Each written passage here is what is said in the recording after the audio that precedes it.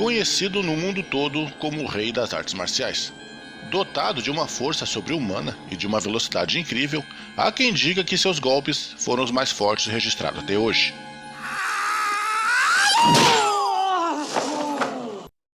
Bruce Lee era um homem à frente de seu tempo, um visionário, alguém que tinha as artes marciais não só como uma arte de defesa pessoal, mas sim como uma religião na qual ele praticava 24 horas por dia.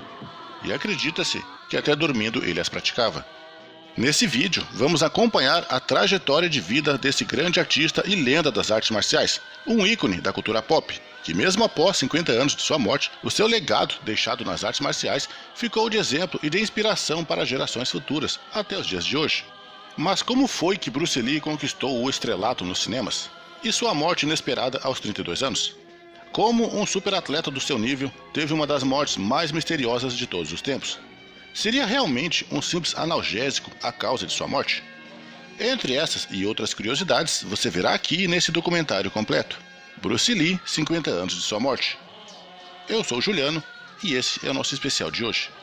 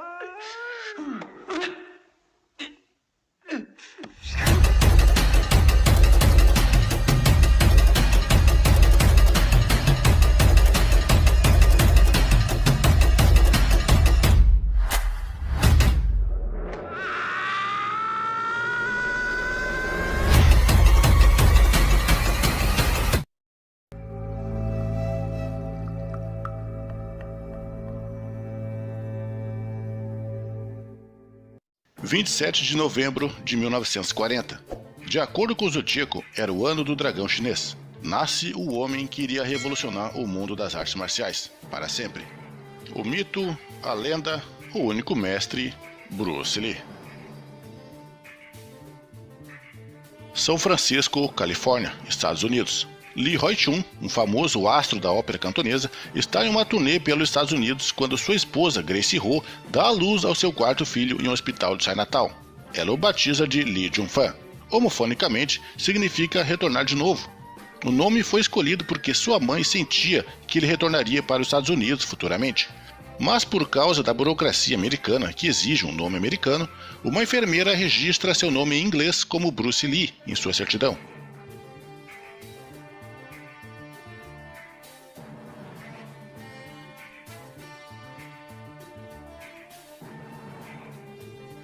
A família de Bruce Lee era relativamente rica.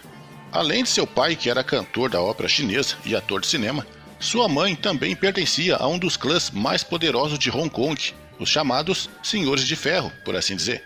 Ela também era sobrinha do patriarca do clã, o empresário euroasiático Sir Robert Rotung.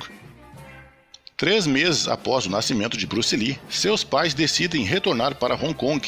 E devido à ocupação japonesa que havia acontecido naquela época, Lee cresceu em meio a gangues rivais que se formaram por causa do fluxo de refugiados que fugiam de outros cantos da China para Hong Kong, mesmo após o fim da guerra, que durou 3 anos e 8 meses.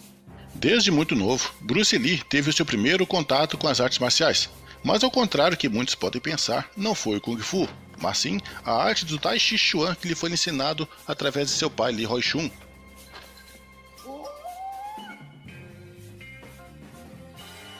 Ele também foi apresentado ao cinema junto de seu pai quando criança. Inclusive, teve seu primeiro papel como bebê no filme Golden Gate Girl, em 1941.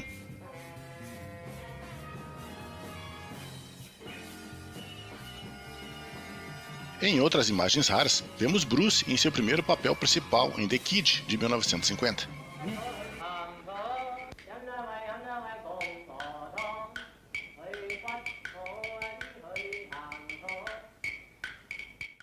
A Luz Guia, em 53. Aos 13 anos, ele interpreta Sam, uma criança para adoção que finalmente é adotado por seus pais substitutos. Ele enfrenta um dilema quando seus verdadeiros pais aparecem e o querem de volta. A Miriam Holmes, em 53.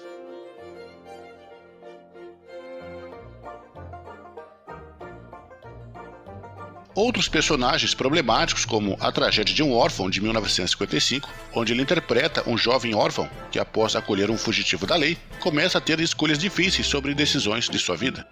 We Owe It to Our Children, Devemos Isso a Nossos Filhos, Bruce Lee interpreta um filho preguiçoso nesse melodrama familiar. The Thunderstorm, ou A Tempestade, de 1957. Lee interpreta um professor de dança que se apaixona por uma garota sem saber que ela é a sua meia-irmã.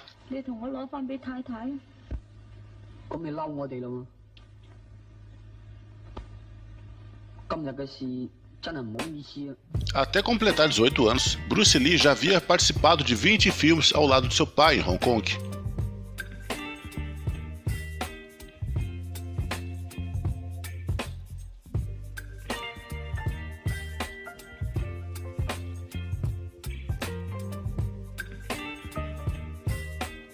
Mesmo sendo ricos e poderosos, a família de Lee não tiveram uma vida muito fácil durante a guerra com a ocupação japonesa.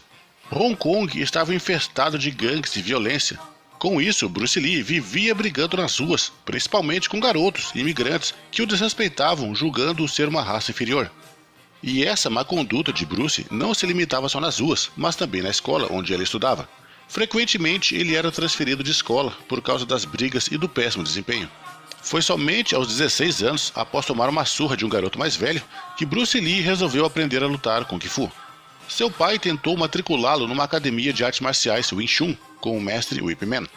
O mesmo Ip Man que anos mais tarde ganharia uma versão em filmes no cinema. Wing Chun é um estilo tradicional de Kung Fu do sul da China e uma forma de autodefesa especializada em combate a curta distância.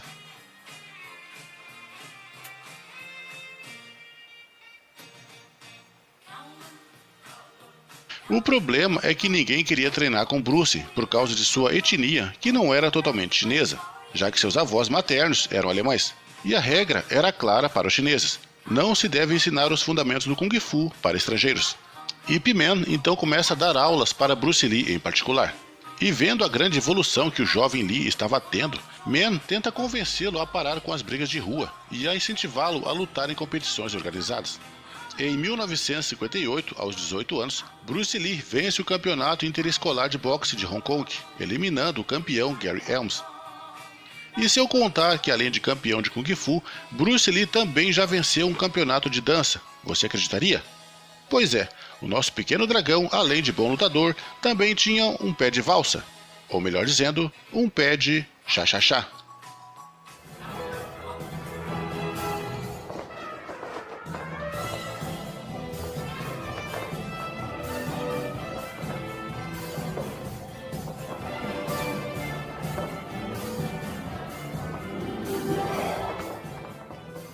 Cha-cha-cha, como é conhecido, é o estilo musical de origem cubana e com variações no mambo.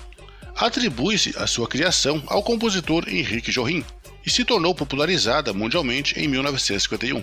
Bruce Lee, para você que não sabia, também era um apaixonado pela dança. E um ano após aprender Kung Fu, ele começou a aprender também a dançar cha-cha-cha. A princípio, sua intenção com a dança era impressionar as garotas, porém, logo ele tomou o gosto pelo novo hobby. Em 1958, ele competiu e venceu um campeonato de cha-cha-cha em Hong Kong. Os conselhos de seu mestre sobre evitar as brigas de rua pareciam ser nulos aos ouvidos de Bruce Lee. E as brigas de rua envolvendo gangues eram cada vez mais frequentes conforme ele crescia.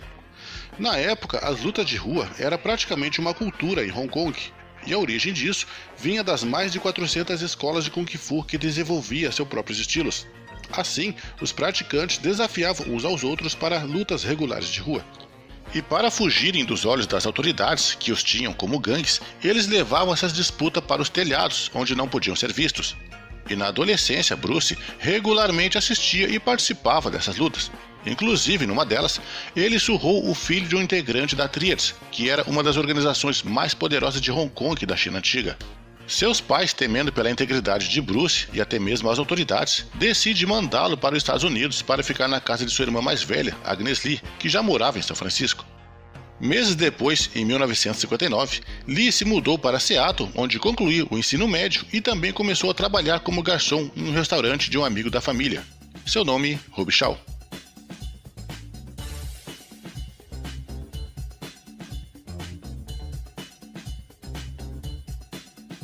No mesmo ano, Lee começou a dar aulas de artes marciais em um estilo que ele mesmo intitulou de Lee Jun Fan Kung Fu, que significa Kung Fu de Bruce Lee.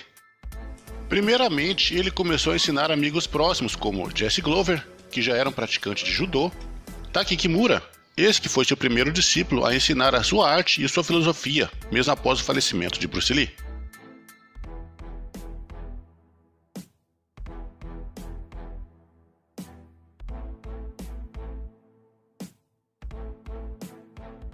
Ele também deu aulas para uma jovem americana chamada Linda Cadwell. O amor aconteceu entre os dois e eles vieram se casar em 17 de agosto de 1964. O casal também teve 2 filhos, Brandon e Shannon Lee. Depois que Bruce concluiu o ensino médio, ele começou a estudar filosofia e psicologia na Universidade de Washington. E no início de 64, ele mudou-se para Oakland, Califórnia, para morar na casa de um amigo chamado James Lee. Lá eles fundaram mais uma academia de artes marciais, Lee Jun Fan. James Lee, por ser um grande expoente das artes marciais da região, foi o responsável por apresentar Bruce Lee a outro grande artista marcial americano, Ed Parker, que através de um convite, Ed Parker convidou Bruce Lee a participar de um evento internacional de karatê chamado Long Beach, em 64. Parker já tinha ouvido falar de Bruce Lee e as incríveis coisas que ele podia fazer, e esse torneio era a oportunidade perfeita para esse jovem mestre desconhecido mostrar suas habilidades. E foi nesse evento que Bruce Lee mostrou seu excepcional Kung Fu, além de sua extraordinária condição física e técnicas. Confira aí.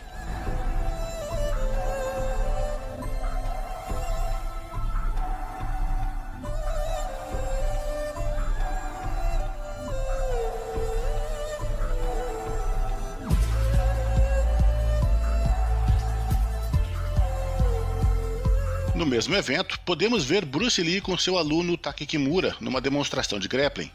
E se você reparar bem, Lee estava de olhos vendados.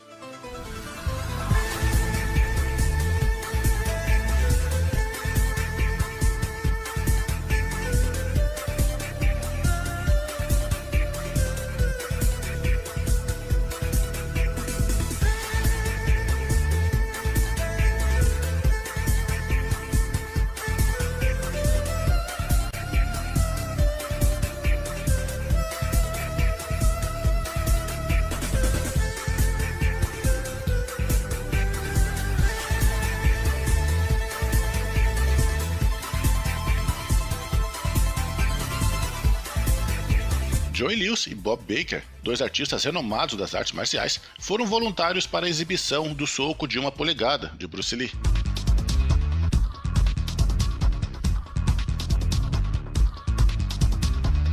Bob Baker relatou depois que ficou 1 semana sem dormir direito por causa da dor em seu peito causada pelo soco.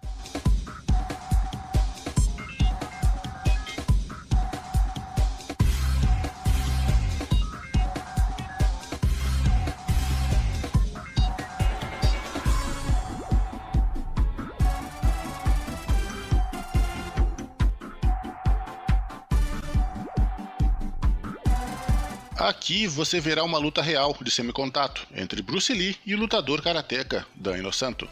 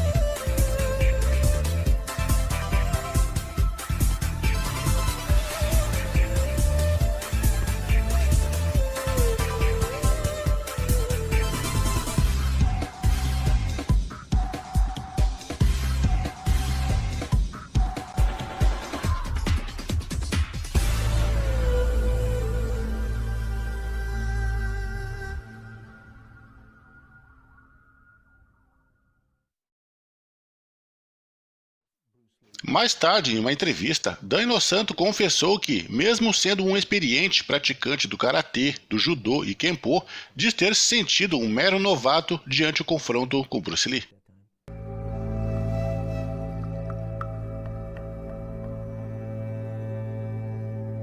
Os problemas começaram a surgir quando a comunidade chinesa de Kung Fu emitiu um comunicado para Bruce Lee proibindo ele de ensinar Kung Fu para não chineses e que fechasse suas escolas. Entendendo como preconceito, Lee se nega a obedecer ao ultimato e ainda critica a eficácia dos sistemas tradicionais chineses, chamando-as de bagunça clássica. Em uma demonstração pública em Chinatown, Bruce Lee ainda por cima lança um desafio abertamente, afirmando que venceria qualquer lutador de São Francisco em apenas poucos minutos. A comunidade chinesa fica revoltada com tal insulto e resolve dar um ultimato para Bruce Lee. Eles enviam um lutador para desafiá-lo. Seu nome, Wong Jackman, um lutador chinês proveniente do Shaolin do Norte, Tai Chi e outras artes marciais chinesas. Ele chegou na academia de Bruce em Chinatown para desafiá-lo, e um acordo entre eles foi firmado. Se Bruce vencesse a luta, poderia ensinar a sua arte para quem quisesse, mas caso perdesse, teria que fechar suas escolas imediatamente.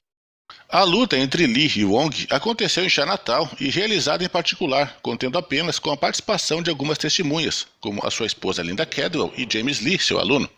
Da parte de Wong estariam David Chin, o organizador do evento, e William Shen.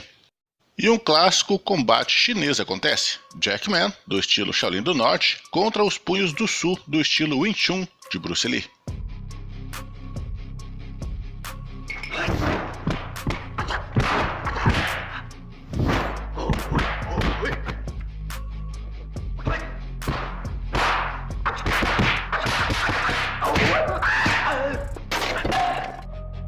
Os relatos sobre como procedeu a luta variam de acordo com a versão de cada parte. De acordo com Linda Cadwell e James Lee, a luta durou 3 minutos, terminando com a vitória de Bruce Lee. Em seu relato, ela afirma que foi uma luta rápida, sem barreiras, e que Bruce Lee colocou Wong rapidamente para o chão e o fez pedir por desistência. Por outro lado, Wong contraria a versão de que desafiou Bruce Lee somente depois que ele lançou um desafio aberto em Chinatown, no qual afirmou que derrotaria qualquer artista marcial em São Francisco. Ele também relata que queria impor regras para a luta, como não golpear o rosto, olhos e nem virilha. Mas como ele não obteve resposta de Bruce Lee, o embate aconteceu livre de regras. Já o desfecho da luta também foi contextualizada por Wong e William Shen, pois eles afirmam que a partida durou de 20 a 25 minutos, um tempo bem superior ao relatado por Linda. Wong declarou também que evitou de usar seus poderosos chutes característicos do Shaolin do Norte em Bruce, por temer que fossem danosos demais para seu adversário. E preferindo usar mais técnicas defensivas, acabou por tropeçar e cair. Bruce Lee então aproveitou o momento e saltou sobre ele para acabar de vez com a luta. E após o confronto, os dois lados concordaram em não comentar nada sobre o ocorrido e nem quem teria sido o vencedor. Porém, algum tempo depois, Bruce Lee teria citado em uma entrevista que ele teria enfrentado o lutador de Kung Fu e o teria vencido. Mais tarde, Wong Jackman, por sua vez, teria proposto uma revanche em local aberto e ao público. Bruce Lee nunca retornou à sua proposta. Depois desse embate, Lee percebeu que o estilo Wing Chun era muito limitado e que em certos pontos o deixava bastante vulnerável ao adversário, além de explorar pouco potencial humano em termos de resistência física, respiratória e cardiovascular. Bruce Lee então decidiu criar um estilo próprio, que ele chamou de Jeet Kune Do, o caminho do punho interceptador. Fugindo da formalidade dos estilos tradicionais, Bruce enfatizou o Jeet Kune Do como estilo sem estilo. Não acredito mais em estilos, ou seja, eu não acredito que exista essa coisa como o modo chinês de lutar ou o modo japonês ou qualquer outro modo de lutar, porque a menos que o ser humano tenha 3 braços ou 4 pernas, sempre teremos diferentes modos de lutar, mas na realidade temos apenas 2 mãos e 2 pés. Os socos do karatê são como uma bolada, já o soco do Jeet Kune Do é como uma bolada presa numa ponta de uma corrente como Go Lang, e isso machuca de verdade. Hayward Nishioka, o nipo-americano campeão nacional de judô, que também é detentor do cinturão negro no estilo Shotokan de karatê, realizou um teste científico em uma universidade da Califórnia para descobrir a diferença entre um soco de karatê e um soco de Jeet Kune Do. E a descoberta é que, de fato, o soco do Jeet Kune Do é mais poderoso e destrutivo do que o soco clássico do karatê. Quando você quiser me atingir, sabe, quero dizer, com a intenção de não machucar em nenhum ângulo, você precisa colocar toda a sua habilidade, colocar toda a sua energia e fazer disso sua arma. O objetivo desse novo sistema era dar ênfase na praticidade, flexibilidade, velocidade e eficiência. E o desenvolvimento desse método incluía musculação para a força, corrida para a resistência, alongamento para a flexibilidade, entre outras técnicas que Lee adaptava. Esta é a posição do guindaste. Começa. O soco de karatê é como uma barra de ferro. Um soco kung fu é como uma corrente de ferro com uma bola de ferro presa na ponta e faz já! E dói por dentro. Esse é um jab de dedo. Esse é o soco. Esse é um golpe baixo. E depois usa-se a perna, direto ou para cima. Outra influência que Lee teve foi do campeão de boxe Muhammad Ali, cujo seu footwork, ou jogo de pernas, contribuíram para que Lee estudasse e incorporasse ao seu próprio estilo. E devido à sua exibição em Long Beach, o produtor de cinema William Dozier convidou Lee para participar de um seriado de TV chamado O Besouro Verde. Ele participaria como coadjuvante com o personagem de nome Kato, ao lado do protagonista principal, Van William. O seriado estreou em 1966, contendo uma temporada com 26 episódios. Hold it.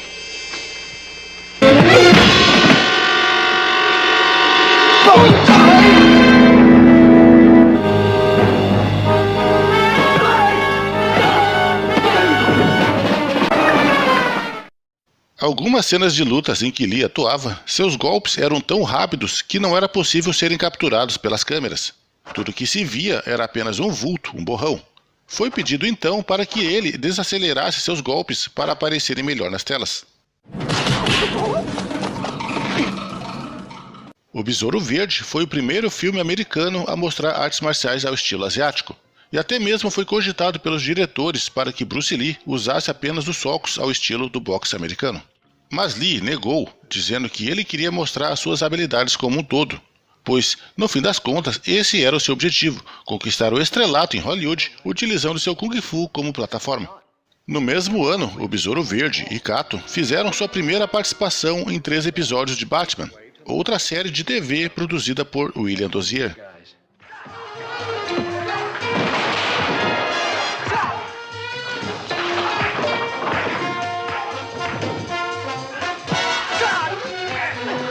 It's a good thing those guys are on our side, even though they don't know it.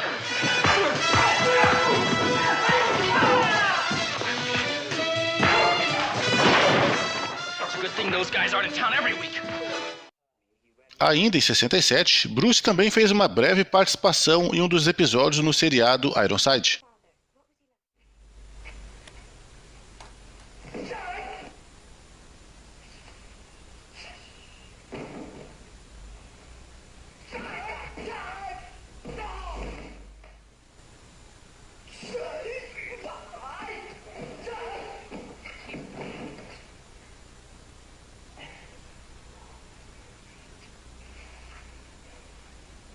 Depois do fim do Besouro Verde, a carreira de Bruce Lee estava parada e ele voltou a dar aulas de artes marciais. Ele abriu então uma nova academia de Jeet Kune Do em Los Angeles.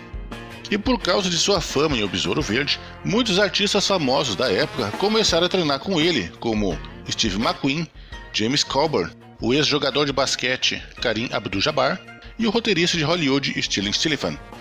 Stiliphant, inclusive, escreve o roteiro do filme policial e comédia Marlowe, em 69. E nesse filme, Bruce Lee fez outra breve aparição como um bandido contratado para intimidar o detetive Marlowe. Outra série de TV escrita por Stiliphant e que Bruce Lee participou foi em Long Street. Ele interpreta Lee Tsung, um especialista em Jeet Kune Do que decide ensinar Mike Longstreet, James Franciscus, a aprender a se defender numa luta. Bruce Lee participou de 4 episódios em Long Street e mais uma vez ele roubou a cena. Mais tarde, em 71, Bruce Lee lançou uma série de TV de sua autoria, chamada The Warrior, o Guerreiro, que devido a algumas divergências de ideia com a Warner Bros., o seriado veio a ser chamado como Kung Fu. O seriado teria como tema principal o faroeste, e dessa vez, Lee não mais atuaria como ator secundário, e sim como a estrela do filme. Mas por causa de sua etnia asiática e temendo que por esse motivo o seriado não fosse bem aceito pela opinião pública, a Warner Bros. Decidiu dar o papel para David Carradine, um ator americano, caucasiano e que não tinha conhecimento nenhum sobre artes marciais. Isso, obviamente, deixou Bruce Lee muito, mas muito decepcionado. Let me ask you, however, about the problems that you face as a Chinese hero in an American series. Have people come up in the industry and said, well, we don't know how the audience are going to take a non-American? Well, such question has been raised. In fact, it is being discussed, and that is why The Warrior is not going to be on. I see. You see, because unfortunately, such thing does exist in this world, you see, like, I don't know, certain part of the country, right? Where, like, they think that business-wise, it's a risk. And I don't blame them, I mean, in the same way, it's like in Hong Kong, if a foreigner come and became a star, if I were the man with the money, I probably would have my own worry of whether or not the acceptance would be there. But that's all right, because if you honestly express yourself, it doesn't matter, see? How about the other side of the coin? Era evidente que Lee estava sofrendo um certo tipo de preconceito por causa de sua etnia. Foi então que o produtor Fred Weintraub aconselhou Bruce a voltar para o sudeste da Ásia e fazer alguns filmes por lá, para que assim ele pudesse mostrar melhor a sua performance como ator e artista marcial, e que se ficasse nos Estados Unidos, ele não conseguiria um papel principal e dificilmente faria sucesso. E não satisfeito com seus papéis secundários nos Estados Unidos, Lee retorna para Hong Kong.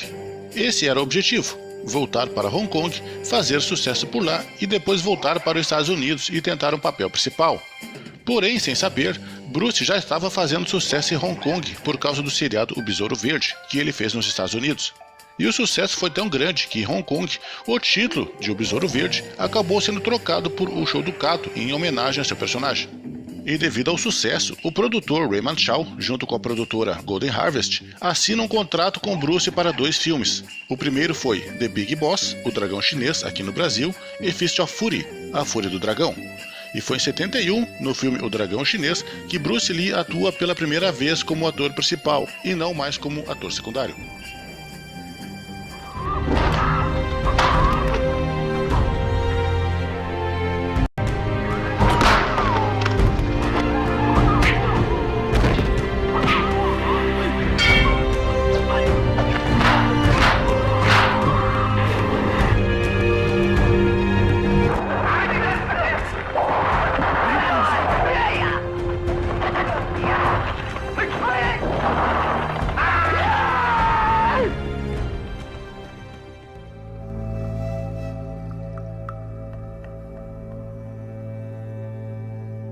Dirigido pelo cineasta chinês Lo Wei, Bruce Lee agora interpreta Shen Shaoan. Na trama, ele é levado pelo seu tio a Bangkok, na Tailândia, para morar com seus primos e tentar uma vida nova. Além disso, Shen carrega consigo um amuleto de cor jade, na qual simboliza um juramento que ele fez para sua falecida mãe, de nunca mais se envolver em brigas de rua. Os problemas surgem quando Shen Shaoan começa a trabalhar em uma fábrica de gelo local, que esta está servindo apenas de fachada para o tráfico de drogas. E o proprietário, Xiaomi, Han Yingxian, junto de seu filho, Xiun, Tony Liu, é quem controlam todo esse esquema. Sheng se vê forçado a quebrar sua promessa de não lutar mais quando ele resolve enfrentar Mi e sua quadrilha para vingar as mortes de seus familiares. Baseado em fatos reais, a história se baseia no jovem chamado Shen Shaoan, que lutou contra tiranos na Tailândia. Ele viveu entre o final do século XIX até o início do século XX. Inclusive, uma estátua em sua memória foi erguida em um jardim de Bangkok há mais de 80 anos.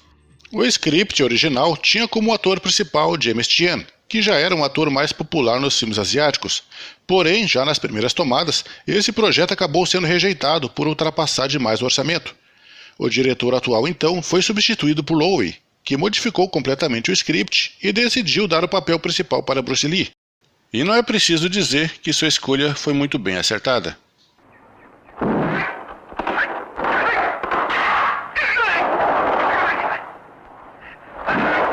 O Dragão Chinês foi um sucesso de bilheterias. As pessoas faziam filas enormes para assistir. Bruce Lee começa a se tornar um superstar em toda a Ásia. E aproveitando esse sucesso, Lee, junto com Lowe, lançam no ano seguinte outro filme que também faria muito sucesso e quebraria o recorde de bilheterias do filme anterior.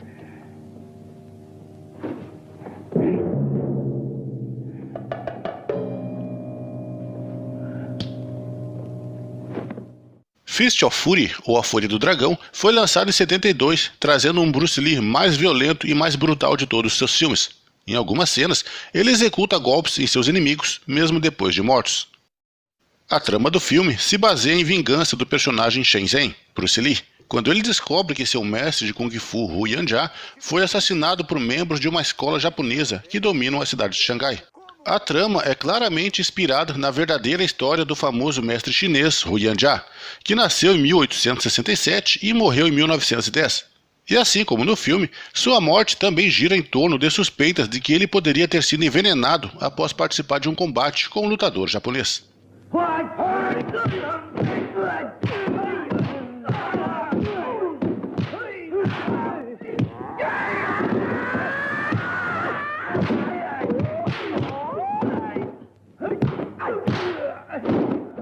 Bruce Lee, nesse filme, mostra pela primeira vez a sua arma favorita do Kung Fu, o Nunchaku.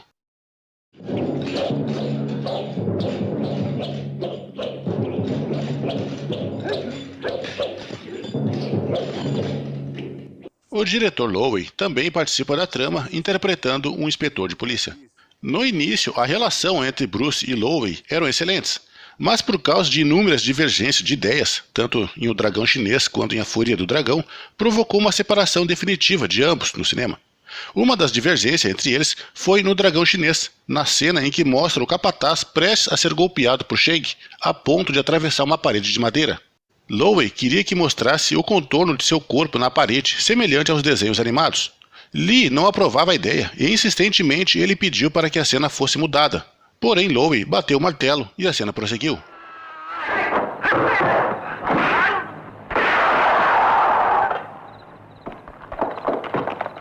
Outra divergência também foi na cena do salto com um chute entre Shang e o vilão na luta final. Ele não gostou da ideia por ser muito fora da realidade.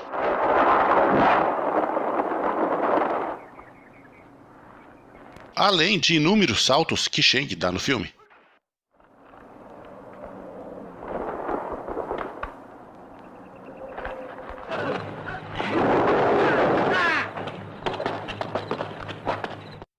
Em A Fúria do Dragão, onde o personagem de Lee levanta o rickshaw com as duas mãos, a cena só aconteceu por muita insistência de Lowe. Enfim, essas foram algumas de muitas situações que ocasionou a inimizade entre os dois. Bruce Lee viu sua carreira se tornar meteórica. Seus dois primeiros filmes, feitos em contrato com a Golden Harvest e pelo produtor Raymond Chow, lhe renderam mais de 200 milhões de dólares, fora a sua popularidade que não parava de crescer. E apesar do sucesso, Bruce ainda não estava satisfeito. Sua maior ambição ainda era chegar a Hollywood. Encorajado pelo sucesso dos filmes, Lee acabou fundando a sua própria produtora, Concord Productions. E ainda em 71, Lee assume a direção e o roteiro do seu próximo filme, O Voo do Dragão, além, claro, de assumir o papel principal. Quando ele participou da apresentação em Long Beach, em 64, ele conheceu dois grandes nomes das artes marciais, o campeão de karatê Chuck Norris e o lendário campeão de kickboxing Joy Lewis. Uma grande amizade foi criada e ambos começaram a treinar junto com Bruce Lee na modalidade Jeet Kune Do. Inicialmente, o papel de antagonista do filme foi oferecido para Joy Lewis, mas como os dois não entraram no entendimento de como procederia a luta entre eles, Bruce Lee então mudou de ideia e resolveu dar o papel para Chuck Norris. But anyway, we worked out together. And then Bruce left for Hong Kong to pursue his movie career, and so I didn't hear from him for a couple of years. And then he calls me out of the blue. He says, Chuck, I've done 2 movies in Hong Kong, and they're hugely successful. He says, I want to do a movie now in Rome, in the Colosseum, with a fight, just like 2 gladiators. He said, and I want you to be my opponent. Wow. And I said, so kiddingly, I said, well, Bruce, who wins this fight? He says, I win. I'm the star of this movie. I said, oh, I see. It's the only fight you ever lost? No, I said, you want to beat the world champion, because I still held the world title. He says, no. He said, I want to kill the world champion.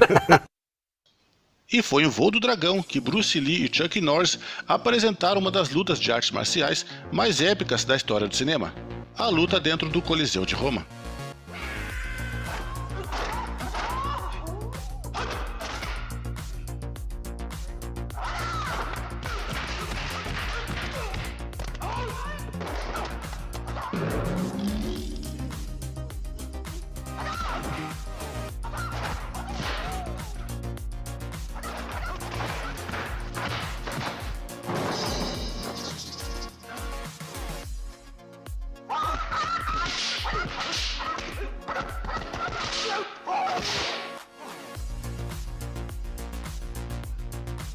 Na trama, Bruce interpreta o personagem Tang Lung, um lutador de Kung Fu que é destinado de Hong Kong para Roma para ajudar seu tio e sua prima nos negócios de um restaurante, cuja propriedade está sob ameaças de venda por uma gangue de mafiosos.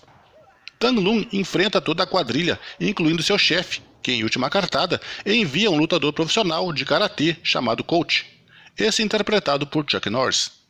O longa foi estreado em 1972, arrecadando cerca de 130 milhões de dólares pelo mundo todo, mas o sucesso estrondoso que Lee estava fazendo na Ásia.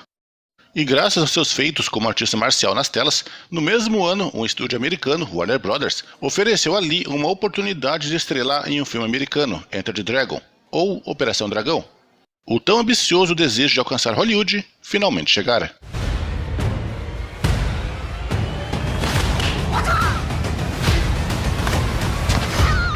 I've come to speak to you about a tournament of martial arts. Roper! Welcome!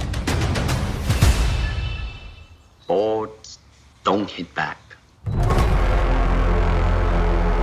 Go!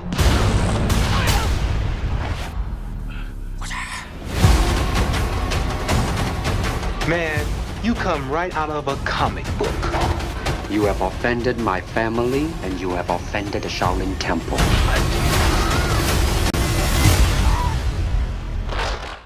Produzido por Fred Wrightraw, Leonard Ho, Paul Weller, Raymond Shaw e o próprio Bruce Lee, o filme agora conta com a direção de Robert Close. Na trama, Bruce Lee interpreta um personagem de nome Lee, que participa de um torneio de artes marciais que é realizado numa ilha por um chefão do tráfico de drogas. Seu nome é Han, Shikien. Ele que vive como um rei nessa ilha totalmente autossustentável. Porém, o torneio nada mais é um meio de recrutar novos colaboradores para o seu esquema de ópio. Operação Dragão é o filme de melhor performance de Bruce Lee. Além de co-produtor, ele atua, escreve e também coreografa todas as cenas de lutas. Outro aspecto interessante é a abordagem filosófica e o autoaperfeiçoamento que Bruce Lee introduz no filme, como o estilo arte de lutar sem lutar. What's your style? My style? You can call it the art of fighting without fighting. The art of fighting without fighting? Show me some of it. Later. Nesse contexto, Lee acredita que o autoconhecimento é a maneira mais correta de um artista marcial prosseguir. To me, okay? To me. Ultimately, martial art means honestly expressing yourself. Now, it is very difficult to do. I mean, it is easy for me to put on a show and be cocky and be flooded with a cocky feeling and then feel like pretty cool and all that. Or I can make all kinds of phony things, you see what I mean? Blinded by it. Or I can show you some really fancy movement. But to express oneself honestly, not lying to oneself, and to express myself honestly, now that, my friend, is very hard to do, and you have to train. You have to keep your reflexes so that when you want it, it's there. Seus ensinamentos filosóficos sobre artes marciais fazem de Bruce Lee um mestre, não apenas pelas suas habilidades de luta, mas também pela sua busca por excelência pessoal. It is like a finger pointing away to the moon. Don't concentrate on the finger or you will miss all that heavenly glory. Operação Dragão foi lançado em julho de 1973, teve um orçamento de $850 mil na época e arrecadou um total de $400 milhões nas bilheterias. Sem sombra de dúvidas, foi o filme mais popular de Bruce Lee e que o catapultou de vez como um astro de cinema. Sua morte inesperada 2 semanas antes fez com que ele não presenciasse esse sucesso.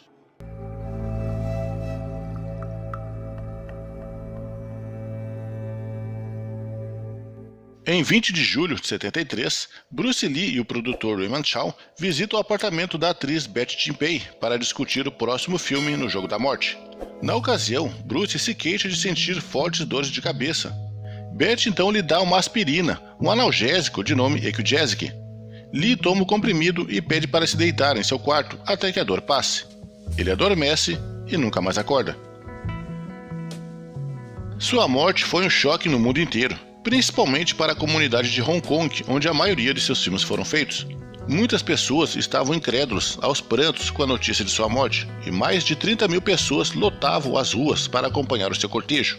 Ninguém conseguia acreditar como uma pessoa saudável, um atleta do seu nível, poderia morrer assim.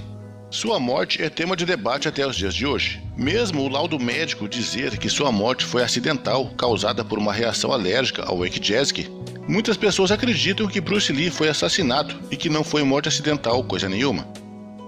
Na época, a quantidade de rumores e boatos que circulavam em torno de sua morte eram enormes. Alguns diziam que Bruce Lee foi envenenado por Betty Jinpei, na qual ele possivelmente estaria tendo um caso. Outros acusam a Triads, a máfia chinesa, que há algum tempo estaria procurando Bruce para extorquir dinheiro. Há quem dizia que ele não havia morrido e que era apenas algum tipo de publicidade. Haxixe, cannabis, overdose de drogas, enfim, os jornais e a mídia internacional ajudavam a fomentar esses rumores. O corpo de Bruce Lee foi analisado por médicos de diversos países, como Hong Kong, Nova Zelândia, Austrália. Nenhum hematoma foi encontrado em seu corpo e nenhuma substância tóxica em seu organismo. Nada que de fato pudesse apontar sua morte como um assassinato. Na autópsia foi constatado que Bruce sofreu de um edema cerebral, já que seu cérebro estava levemente inchado. E esse inchaço aconteceu porque ele era alérgico a haxixe, substância na qual ele utilizava para relaxar em suas horas vagas. E ele já tinha sido advertido pelo seu médico que era alérgico a haxixe. É isso porque 2 meses antes, em 10 de maio de 73, em Hong Kong, Bruce desmaia no set de Operação Dragão enquanto trabalhava na dublagem de seu personagem. Ele teve convulsões e espasmos por vários minutos. Bruce não morreu na ocasião porque foi socorrido a tempo por uma equipe médica, diferente do que aconteceu no apartamento de Betty. Outro fator que poderia ter causado a sua morte foi o uso excessivo de esteroides. 3 anos antes de sua morte, Bruce começou a fazer o uso de um esteroide chamado cortisol para conter a dor e a inflamação causada por uma lesão nas costas devido ao treinamento físico intenso. Ele ficou 6 meses debilitado por causa dessa lesão. Inclusive, os médicos diziam que ele talvez nem pudesse mais voltar a andar. Isso seria terrível para uma pessoa energética como Bruce Lee e com uma carreira promissora pela frente. Ele então começa a malhar e a treinar novamente, sem estar 100% recuperado, ignorando assim o prognóstico dos médicos. O problema é que Bruce continuou fazendo uso de cortisona mesmo depois de sua plena recuperação, e isso já estava lhe causando visíveis alterações em seu corpo, como perda de peso, perda de memória, falta de apetite, insônia, etc. Os efeitos colaterais que o esteroide lhe causava estavam deixando Bruce Lee extremamente magro. A cor de sua pele também estava mais avermelhada. Amigos próximos alegavam que ele estava sofrendo de perda de memória. Ele contava uma história, posteriormente voltava e contava a mesma história, como se estivesse esquecido que tinha acabado de contar. Bob Wall, seu amigo, disse uma vez que Bruce lhe contou uma história pelo telefone e no dia seguinte voltou a contar a mesma história. E tudo isso somado a uma agenda muito desgastante na qual ele estava tendo nos últimos meses. Ele estava muito agitado, muito paranoico com sua ambição de alcançar o sucesso em Hollywood, principalmente com seu último filme Operação Dragão, que estava sendo financiado por um estúdio de Hollywood. Seria desastroso para ele se o filme fracassasse e não fizesse o sucesso merecido. Isso já estava o deixando paranoico. Bruce não dormia direito, estava constantemente envolvido com o filme, seja na produção ou na parte física. Nisso, ele treinava sem parar, para apresentar o auge de sua performance nas telas. Todo esse sucesso desgastou o Bruce física e mentalmente. E para os médicos, essa foi a raiz de todo o problema, que levou Bruce Lee à morte. E como não foi encontrado nenhuma lesão em seu corpo, apesar de sofrer um edema cerebral, foi constatado pelos médicos que Bruce Lee teve uma morte acidental. Porém, um novo estudo realizado em 2022 aponta que Bruce Lee tenha morrido de outra forma ainda mais surpreendente: o excesso de água ingerida por ele. Sim, você não escutou errado. Outra tese é de que Bruce Lee poderia ter morrido por beber muita água. De acordo com uma matéria publicada pelo Mirror, cientistas chegaram a outra conclusão de que Bruce Lee tenha morrido de hiponatremia, um problema nos rins que causa a diluição do sódio no corpo por beber muita água. Nisso, um desequilíbrio renal acontece, dificultando o rim de filtrar o excesso de água, ocasionando um inchaço das células, tanto no corpo quanto no cérebro, o que pode ter levado Bruce Lee a ter um edema cerebral.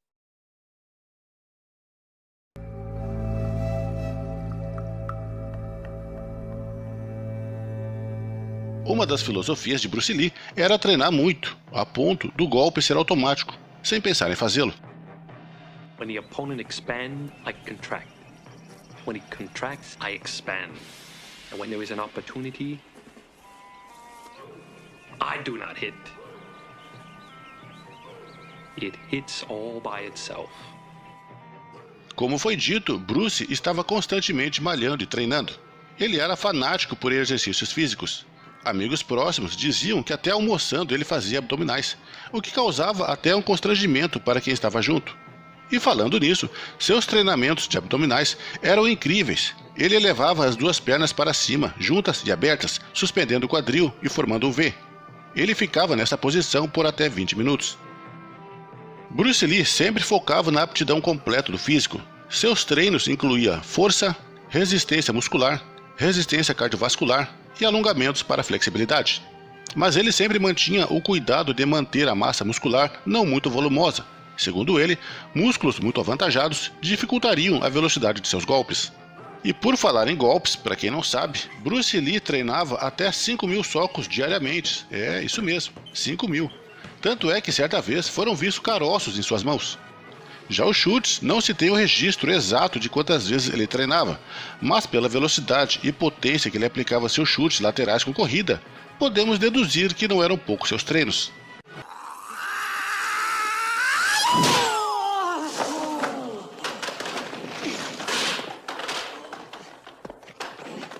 O saco em que Bruce treinava seus chutes pesava 130 quilos e media cerca de 1,65 m de altura. Já os socos, Bruce treinava com um saco menor, que pesava 30 quilos e era composto de areia e algodão. Nesse, ele treinava a potência dos socos com mais precisão, sequências contínuas para trabalhar melhor o time e conforme o saco se balanceava, simulava uma pessoa em movimento. O saco gigante de 130 quilos foi dado de presente para Bruce por Bob Wall, o mesmo que saiu voando com o chute lateral de Bruce em Operação Dragão. Bob Wall lhe deu esse saco de presente porque os outros sacos em que Bruce Lee treinava foram destruídos. Só o que Bob não contava e que ele revelou mais tarde é que Bruce Lee deu um chute lateral nesse saco também, tão forte que a estrutura do teto onde o saco estava preso desabou por completo. Há quem não acredite, mas Joe Lewis e Bob Wall, que presenciaram o ocorrido, afirmam que é verdade. Certa vez, Bruce Lee comentou que não teria medo de enfrentar um homem que treinou 10.000 tipos de chutes diferentes, mas sim teria medo de enfrentar um homem que treinou 10.000 vezes o mesmo chute.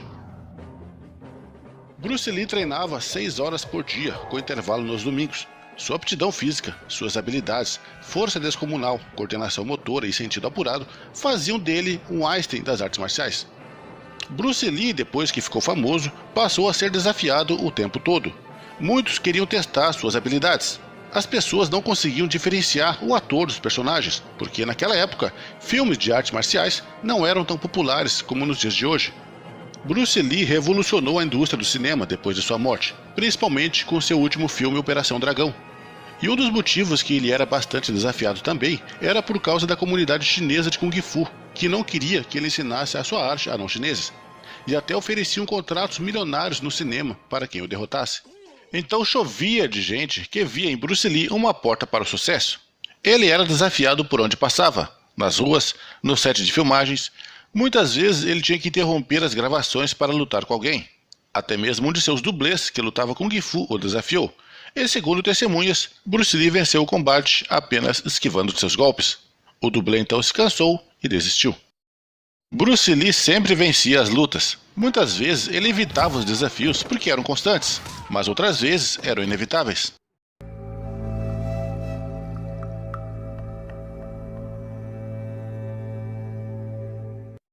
Em outubro de 1972, Lee estava trabalhando no seu quarto filme, que seria No Jogo da Morte, quando foi-lhe oferecido pela Warner Brothers a oportunidade de trabalhar no filme Operação Dragão. Bruce então interrompeu as filmagens para começar a trabalhar em Operação Dragão, a oportunidade que ele sempre almejava. Só que devido à sua morte, o filme No Jogo da Morte ficou inacabado e mais de 100 minutos de gravações ficaram arquivadas nos estúdios da Golden Harvest, sendo reutilizadas numa nova versão 5 anos mais tarde. Na versão original, Bruce Lee interpretaria Hai Tien, um lutador de artes marciais aposentado e que recebe uma proposta de uma gangue coreana para caçar um tesouro que está guardado no topo de um pagode. E esse pagode tem 5 andares, sendo que cada um é guardado por um lutador de estilos diferentes. No primeiro andar ficaria o Wong In-sik, um lutador de karatê que é muito habilidoso com seus chutes. Já no segundo andar ficaria o lutador de Kung Fu Taki Kimura, o aluno de Bruce Lee na vida real, que representaria o Kung Fu no estilo Wing Chun. Outro aluno de Bruce Lee que foi escolhido para ser o guardião do terceiro andar era Dan Inosanto, que no filme representaria 2 métodos de artes marciais, o Karate Kenpo e o Jeet Kune Do. Além de ser um expert em esgrima, era também ótimo no manuseio de um nunchaku. Já no quarto andar ficaria o mestre de Hapkido, Jin Ha-jae. Ele foi escolhido por Bruce Lee para demonstrar um estilo diferente entre os demais lutadores, com golpes de luta livre e torções de braços. E no quinto e último andar ficaria a estrela do NBA, Kareem Abdul-Jabbar, com 2,10 metros de altura. Esse seria o guardião mais sinistro de todo o pagode. Bruce Lee, Dan Inosanto e Kareem Abdul-Jabbar foram os únicos a participarem das 2 versões de No Jogo da Morte, tanto na versão original, com Bruce Lee, em 72, quanto a refeita por Robert Close, em 78. E como a trama original ficou inacabada por causa da morte de Bruce Lee, os produtores do novo filme, No Jogo da Morte, tiveram que reinventar uma nova trama, utilizando um dublê para interpretar Bruce Lee, além de utilizar imagens de outros filmes para encaixar nessa nova versão. Bruce Lee foi substituído então pelo dublê Kim Tai-chun, que na trama interpreta Billy Lo, um jovem mestre de Kung Fu que está com sua carreira de ator em plena ascensão. E sua fama acaba por despertar a cobiça de um sindicato criminoso que a todo custo tentam persuadir Billy Lo para que ele faça parte dessa organização. E sem êxito, eles o atacam inúmeras vezes. Porém, em uma tentativa frustrada de assassiná-lo, Billy Lo acaba simulando a própria morte. Então ele usa um novo disfarce para se infiltrar no sindicato e buscar vingança.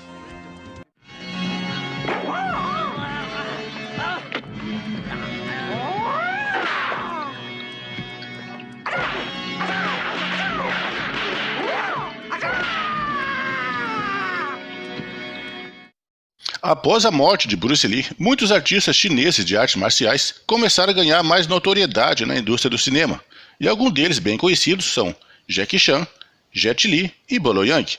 Inclusive, Jackie Chan e Bolo Yang participaram do último filme de Bruce Lee em Operação Dragão. Bolo Yang como guarda pessoal do vilão Han e Jackie Chan como um dos guardas da ilha. Stuntman at that time really earns a lot of money because besides stuntman, I double for dangerous stunt. Dangerous stunt, different kind of pay.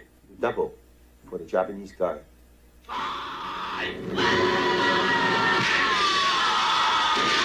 Outside of the window at that time. I said, oh, okay, I do it. Wire with no man. One shot, go down.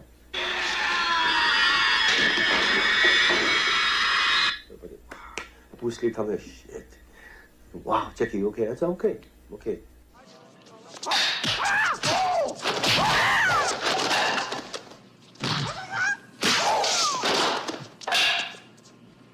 Fight with like 20 people at the same time with a 2 stick. I'm the end. I'm the end one. Come out. Not that simple.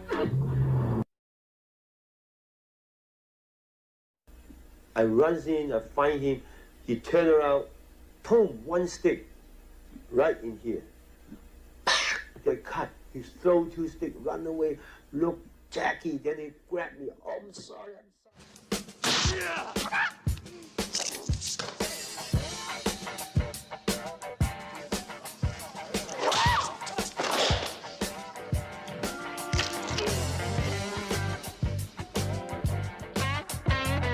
Até os anos 80, atores chineses mal apareciam em filmes americanos, e quando apareciam, eram vistos de maneira pejorativa, como vilões cruéis, com visuais rústicos, etc. E graças a Lee, todo esse conceito foi mudado. Bruce Lee é consagrado no mundo todo como o rei das artes marciais, uma lenda que ainda vive. Sua imagem ainda hoje é estampada em vários pôsteres de diversas academias, e seu reconhecimento vai além das telas dos cinemas para outras mídias, como por exemplo os videogames. Muitos são os jogos de lutas que fazem uma clara homenagem a Bruce Lee. Alguns exemplos são Liu Kang, do clássico jogo Mortal Kombat,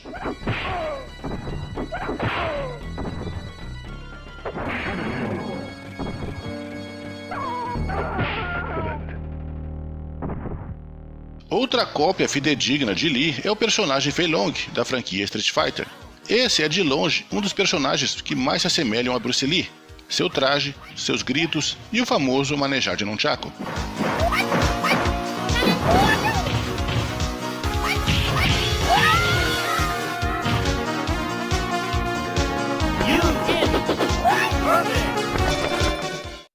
Mas se tem um sósia de Bruce Lee mais fiel que Fei Long, é o personagem Marshall Law, da franquia Tekken. Marshall Law faz tudo que os personagens anteriores fazem e mais um pouco. Seus movimentos, seus golpes, o estilo de Kando é tão idêntico que é como se o próprio Bruce Lee estivesse na tela. E sem falar que você pode utilizar o uniforme amarelo do filme No Jogo da Morte, além também de poder colocar as cicatrizes em forma de garras, tanto no peito quanto no rosto, em alusão ao filme Operação Dragão.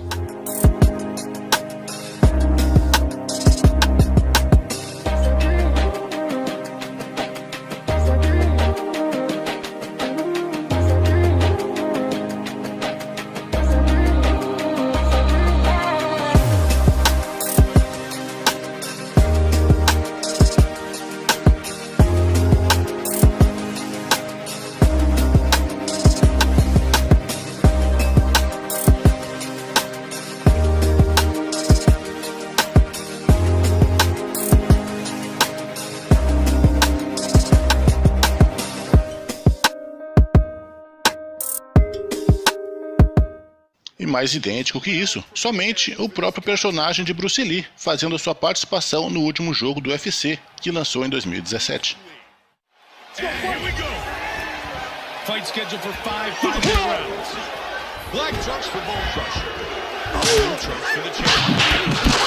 É inegável que Bruce Lee era esse incrível artista das artes marciais. Um homem que deu o seu máximo em tudo o que se propôs a fazer, seja como lutador, ator, diretor, enfim, e que infelizmente pagou um preço caro por buscar a evolução além da perfeição. Bruce Lee nunca se tornará velho, pois o seu legado deixado nas artes marciais o tornou imortal para sempre. Por isso, podemos afirmar com toda certeza que, enquanto existirem as artes marciais, vai existir Bruce Lee. Espero que vocês tenham gostado desse documentário. Escrevam aí embaixo quais seus filmes preferidos de Bruce Lee e que vocês mais assistiram. Deixem aquele like para apoiar e se inscrevam no canal para não perder outros documentários como este, ok? Então, dito isso, um forte abraço, fique com Deus, oh yeah!